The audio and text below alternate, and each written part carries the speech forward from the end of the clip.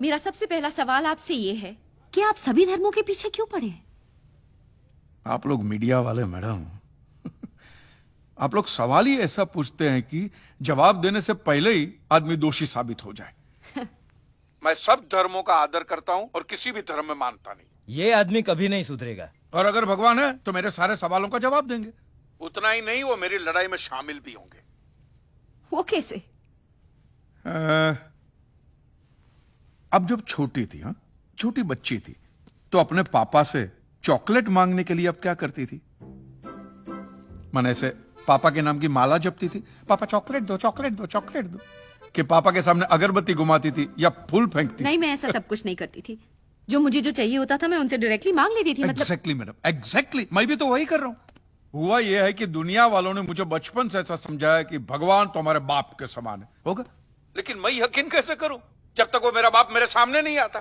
तू तो नास्तिक है, भगवान कैसे तेरे सामने आएगा? माँ जी आप खाइए। कांची भाई, वैसे तो मैं भी मानता हूँ कि भगवान हमारे पिता समान है। हाँ। तो क्या वो मेरे सामने आएंगे? आप ये मंदिर मूर्ति वगैरह में मानते हैं?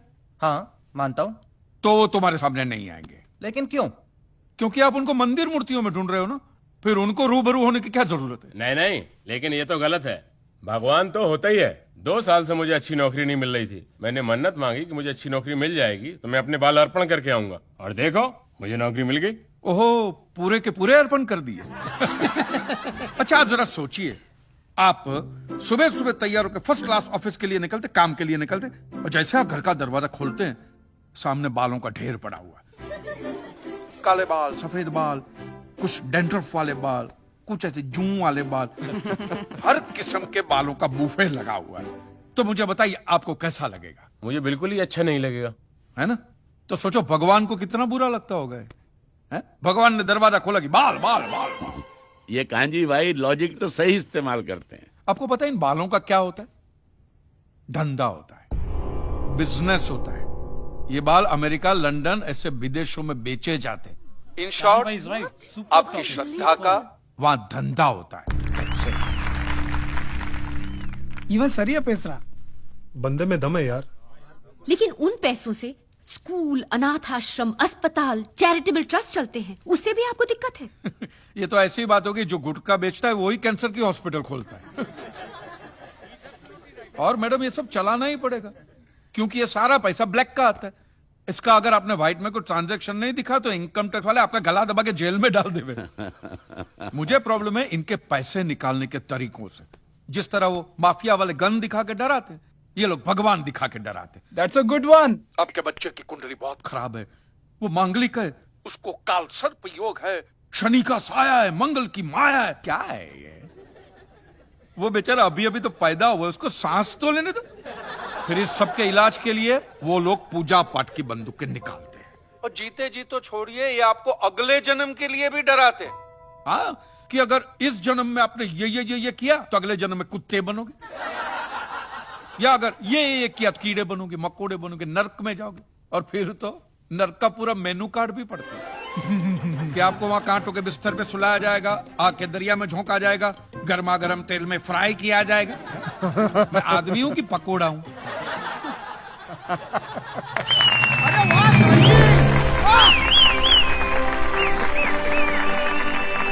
तो आपके हिसाब से धर्म की परिभाषा क्या है? मैं समझता हूं जहां धर्म है ना, वहां सत्य के लिए जगह नहीं है, और जहां सत्य ट्रूथ है वहां धर्म की जरूरत ही नहीं है। बिल्कुल सही कह रहा है। धर्म या मजहब एक इंसान की जिंदगी में क्या काम करता है? मेरे हिसाब से तो एक ही काम करता है मैडम, या तो वो इंसान को बेबस बनाता है या फिर आतंकवादी। सिद्धेश्वर महाराज, आपकी ये मंदिर वाली जो जगह है वो कितने एकड़ में फैली हुई है? 22 एकड़ में, 22?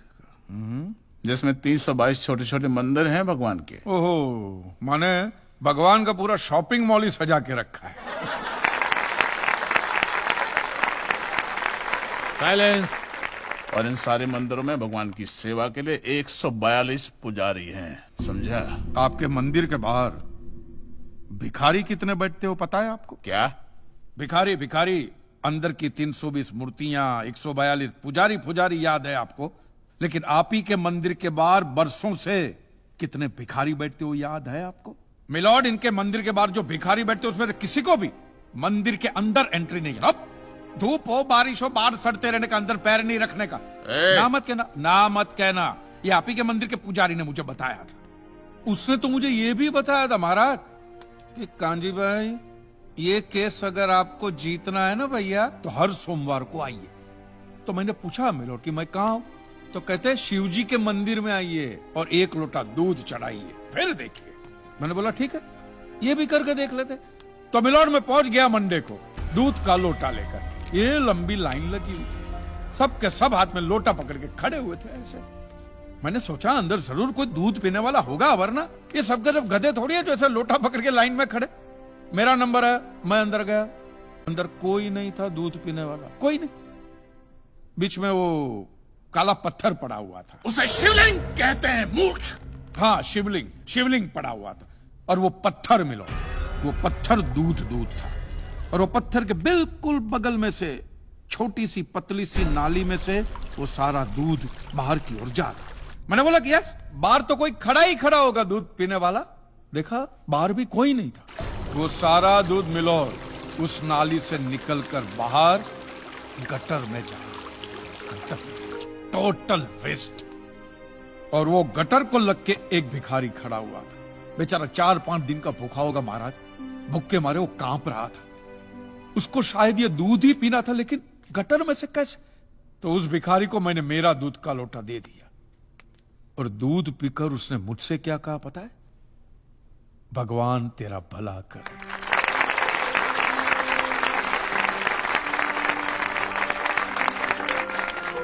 तो मंदिर में आने वाला एक एक इंसान वो पत्थर पे दूध डालने के बजाय किसी गरीब के पेट में डाले ना, तो सबसे ज्यादा पुण्य मिलेगा।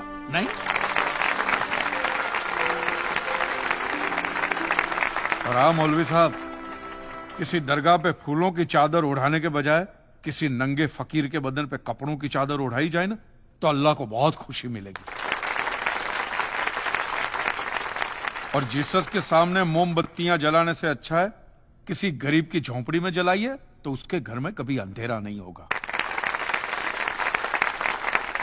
क्यों, तुम भी भगवान को नहीं मानते क्या? अरे मैं खुद भगवान हूँ। अच्छा, तो मैं अमिताभ बच्चन हूँ।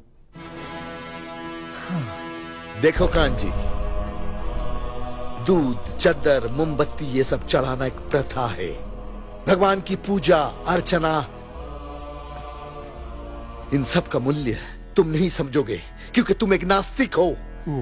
जगत की मोह माया से तुम अभी तक मुक्त नहीं हुए। आप तो हो गए हो ना, आप तो बिल्कुल मोक्ष के दरवाजे पे खड़े हो। तो ये जो रीति रिवाज के नाम पे ढोंग चलते, उनको बंद करवाइए ना महाराज। शनिवार को हनुमान जी की मूर्ति पे कितना तेल बर्बाद होता है पता है आपको? लोग 2 रुपये के 5 रुपए के सिक्के यूं यूं यूं करके मूर्ति पे चिपकाते हैं। हनुमान जी इन सारे चिल्लर का क्या करेंगे? कांजी भाई बिल्कुल ठीक कह रहे हैं। साईं बाबा अपनी पूरी जिंदगी गरीबों के लिए और गरीबी में जिए। जब तक वो जिंदा रहे तेल की एक एक बूंद के लिए दर बदर भटकते रहे, और आज उनके मरने के बाद उनके लिए करोड़ों का सिंहासन, सोने का मुकुट, किसके लिए बताइए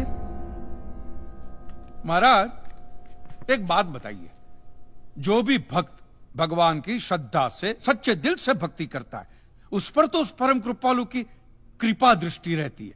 रहती है ना? रहती है ना? आया ना? तो चलिए महाराज, मुझे यह बताइए कि अमरनाथ और वैष्णो देवी की यात्रा पे जाती हुई बस नीचे खाई में क्यों गिर जाती है? वो तो भगवान की भक्ति के लिए जा रहे थे, श्रद्धा से भजन गाते गाते जा रहे थे, तो भगवान ने डायरेक्टली उनको ऊपर बुला लिया। और आप मुझे एक गाड़ी ऐसी बताइए जिसका एक्सीडेंट हुआ हो और जिसके अंदर भगवान की मूर्ति या फोटोग्राफ ना हो। बताइए बताइए। I object my Lord. From day one ये आदमी बातों को यूं यूं गोल गोल घुमा रहा है। मिस्टर कांजी, ये कोई डिबेट नहीं है अच्छे बुरे की, ये कोर्ट है और यहां प्रूफ चलता है, और हमारे पास प्रूफ है, इंश्योरेंस पेपर्स पर आपके सिग्नेचर्स। इसलिए लीगली आपको कोई हक नहीं बनता इंश्योरेंस कंपनी से पैसे मांगने। और जहां तक हमारा प्रश्न है, बीमा कंपनी के नियमों को हम नहीं मानते। अगर उन्होंने लिख दिया कि भूकंप जज साहब ने करवाया है, तो क्या जज साहब पैसे देंगे? इसी तरह पॉलिसी में भगवान का नाम लिख देने से भगवान पैसे देने के लिए प्रतिबद्ध नहीं होते। अगर आप चाहते कि भगवान आपके पैसे लौटा दे तो ये प्रूफ करो कि ये भूकंप भगवान ने किया है, किया ही है ना। इन राइटिंग है, कहीं लिखा हुआ तुम्हारे पास है? Any proof? मिलॉर्ड, ये mister kanji, court of law में सिर्फ दलीलों पर फैसले नहीं होते। आपकी दलीलें, आपके आर्गुमेंट्स आम जनता के लिए कितने भी वैलिड क्यों ना हो, लेकिन अगर आप उन्हें साबित नहीं कर सकते हैं तो उनका कोई मतलब नहीं। आपके पास कोई सबूत है? No milord. In that case यह अदालत आपको 1 महीने का आखिरी मौका देती है। अगली डेट पर अगर आप सबूत नहीं पेश कर सके तो I am afraid you will have to rest your case and all others. Milord, अब जो सवाल मैं पूछने जा रहा हूं उसके लिए मुझे एक ज्ञानी पंडित की जरूरत है। तो आप मेरे जो भी कोई ज्ञानी पंडित है वो यहां पे आए, सिर्फ ज्ञानी आए, ज्ञानी। हाँ, अब बैठ जाइए।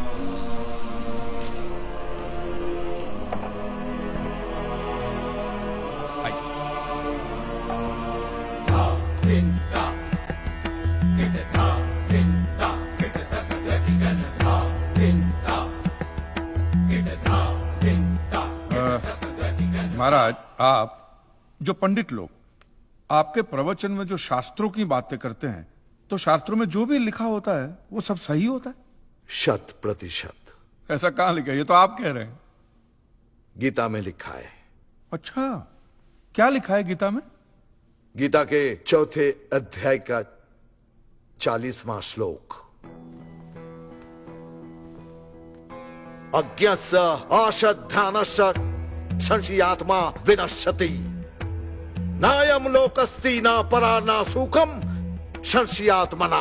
मतलब क्या? इसका अर्थ है जो अज्ञानी श्रद्धा विहीन मनुष्य शास्त्र पर संदेह या शक करता है उसका विनाश निश्चित है। उसे भूलोक या परलोक कहीं भी शांति नहीं मिलती। समझा? ये बहुत इंटरेस्टिंग आइटम है। महाराज, आपको ये गीता में या शास्त्रों में कुछ भी समझ में आता है? कि जो भी लीलाधर महाराज बोल रहे उसमें बस ऐसे समझा समझा करके हाथ हिला रहे हैं। मिलॉर्ड, वो स्कूल में छोटे छोटे बच्चे होते, उनको प्रेयर कभी पूरी याद नहीं रहती, तो बेचारे आंख बंद करके ऐसे करके होंठ हिलाते, वो होंठ हिलाते, ये हाथ हिलाते। एक कांजी, तूने एक सिद्ध साधु का अपमान किया है तो तुझे नरक में भी जगह नहीं मिलेगी। कहां से मिलेगी महाराज? आप लोगों ने पहले से ही वहां कुल्ले टिका के रखे हैं।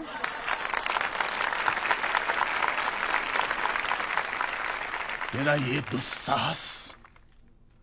दुस्साहस नास्तिक! क्या कर रहे हैं आप? ये अदालत है। बैठिए,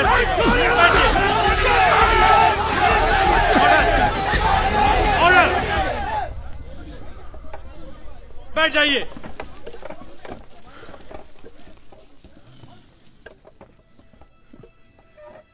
दुखेष्वनु द्विग्न मनः सुखेषु विगत स्पृह वितराग भय क्रोधः स्थित धीर मुनि रुच्यते। अध्याय 2 श्लोक 56। अर्थात जिस मनुष्य के लिए सुख और दुख समान अवस्था है, जो भय और क्रोध से मुक्त है, जो स्थिर बुद्धि वाला है ना, वही सिद्ध पुरुष कहलाता है।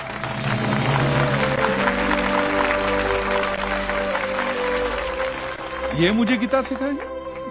अरे ये क्या गीता सिखाएंगे मिलॉर्ड? इन लोगों की तो आईक्यू भी रूम टेम्परेचर से लो है। आपको 2 बात किया कही मैंने उकसाने के लिए, भड़काने के लिए, मुझे मारने चले हैं। ऐसी है आपकी सिद्धि सिद्धेश्वर? मिस्टर कांजी, उनकी सिद्धि क्या है यह कोर्ट का मुद्दा नहीं है। कोर्ट का मुद्दा यह है कि आपकी दुकान किसने गिराई। भगवान ने गिराई है। ये आप फैसला सुना रहे। फैसला सुनाना जज साहब का काम है, आपका नहीं। आपको तो सिर्फ प्रूफ करना है कि उस दिन जो भूकंप आया वो भगवान की वजह से आया था, जो प्रूफ करना इम्पॉसिबल है। Relax relax relax, nothing is impossible. Swami ji एक बात बताइए, भगवान ने ही ये भगवत गीता कही है?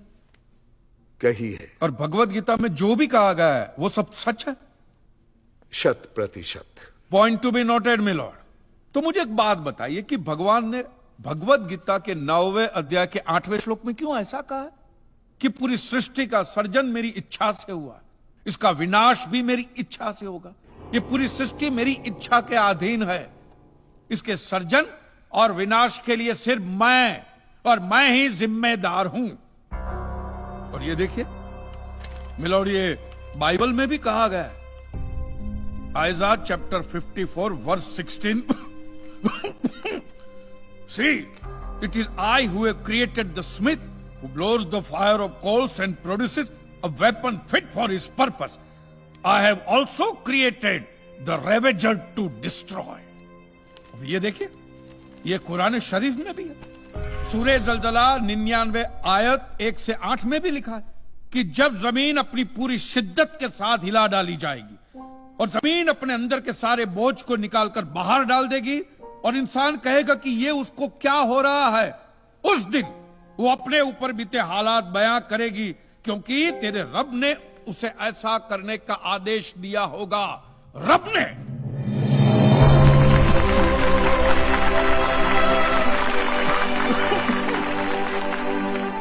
इन सारी बातों का मतलब एक ही होता है मिलोड, कि ये भगवान द्वारा किए हुए भूकंप से ही मेरी दुकान गिरी है। मतलब it is an act of God. ये सब ऊपर वाले की करनी है, और मेरे साथ साथ जिन लोगों का नुकसान ऊपर वाले की वजह से हुआ है उन सब के पैसे भी ऊपर वाला ही देगा। नहीं तो उनके collection agent. Your honour, mister Kanchi Leeladhar Swami को बातों में फंसा रहे। सर देसाई जी, क्या कर रहे हैं आप? अरे बोलने दो, बोलने दो। अगर ये प्रूव हो जाता है कि भगवान है तो हम लोग पैसा देने से बच जाएंगे। अच्छा, पूरा दोष अब आप हम पर थोपना चाहते हैं। अपनी स्कीम से बचने के लिए आप भगवान का नाम नहीं ले सकते। चुप कीजिए। क्योंकि भगवान पर सिर्फ हमारा कॉपीराइट है। कॉपीराइट? अरे 2 मंदिर क्या बनवा दिए? भगवान आपकी बात का मालूम है? खबरदार, हमारा संप्रदाय तुमको छोड़ेगा नहीं। क्या कर रहे हो? साइलेंस। रिलैक्स। आज तक तो मिलोड सिर्फ इतना ही सुनने में आया था कि भगवान की आरती होती है, आराधना होती है, यज्ञ वगैरह होता है। आज तो ये भी सुनने को मिल रहा है कि भगवान के कॉपीराइट भी होते हैं। भगवान के कॉपीराइट ऊपर वाले की ब्रांड बना दी है इन्होंने।